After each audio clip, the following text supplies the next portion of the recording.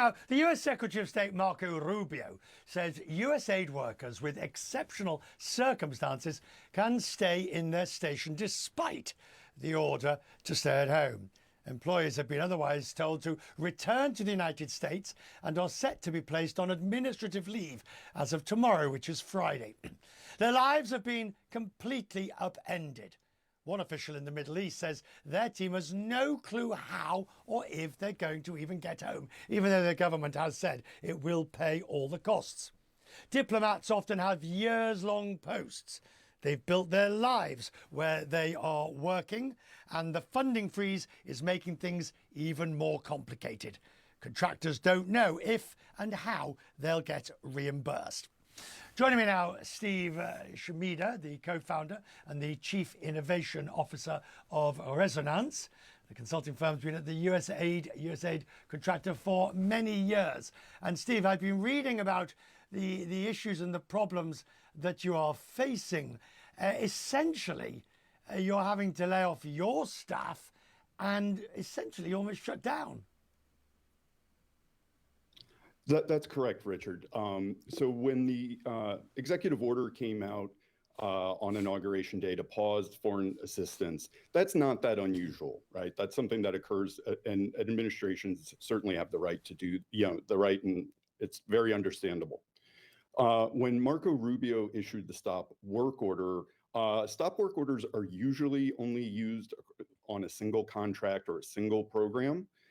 They've never been applied in a blanket way across the federal government. And as a result, the regulations with it are quite onerous, and it takes time to shut things down and make sure that you're accounting for the taxpayer dollars properly.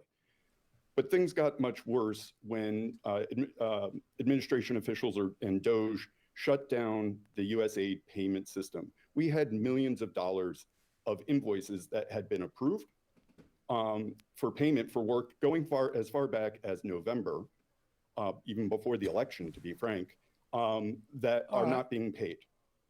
And we are not unique in this regard. There are millions, or excuse me, there are hundreds of organizations owed hundreds of millions of dollars for work that the government hired us to do. Now, do you believe that you will eventually get paid? I understand that doesn't help you with any cash flow issues or wages or liabilities that you have, but is there a confusion about whether you will get paid for work done? We have received no direction from the administration, from USAID whatsoever. That it countervenes the stop work order rules themselves, right? So they're already breaking the rules. So we have no idea. And as a result, there's been all these layoffs. I mean, we're talking probably well over 10,000 in the US already, and probably maybe double that in the next week or two as organizations either go bankrupt or have to cut back drastically. What does this mean for your business overall? Does this imperil, and forgive me, but does this imperil the very existence of your business? Yes, I mean, this is, just to put this in perspective, about 70, maybe 75% of our work our largest client was USAID till January 24th. The impact on our workforce has been devastating.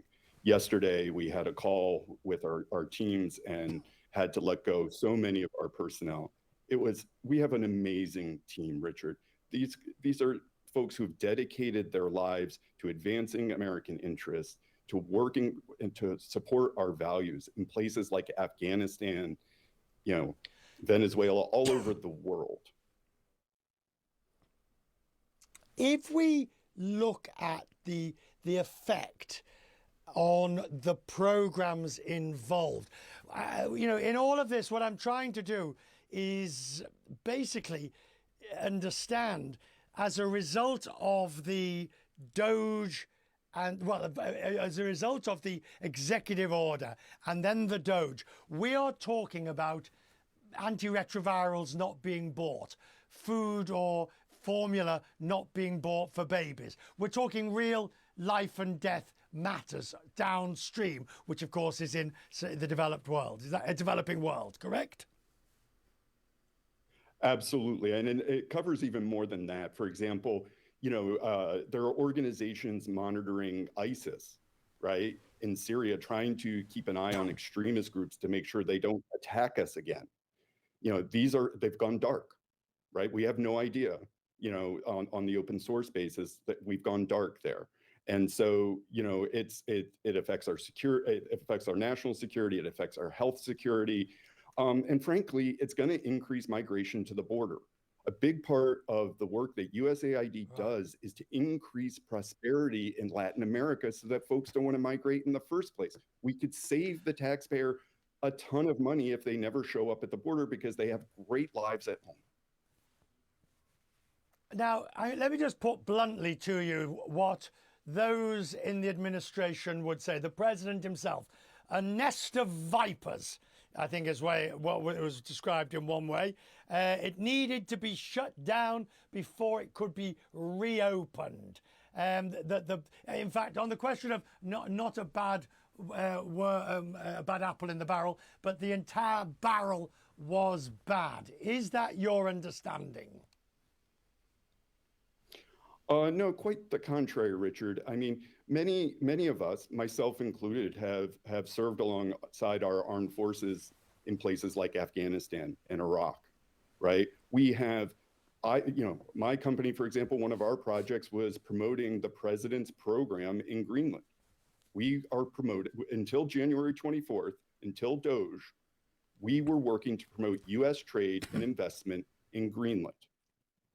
Right? That is a key presidential priority. Right. In my experience, I've worked across Republican and Democratic administrations for 30 years. The vast, vast majority of folks in foreign assistance are professionals. We serve at the interests of and values of the administration that is elected by the American people. We are not policymakers. We don't decide that. Right. We are the ones who help make it happen. And so, I think the president's a little misguided in his rhetoric. Steve, I'm grateful for you for joining us this evening. We have something on Questray's Business, Voices of the Crisis, which we now will be talking to you about. And we look forward to, we will keep in touch and follow on. Thank you, sir. I'm grateful.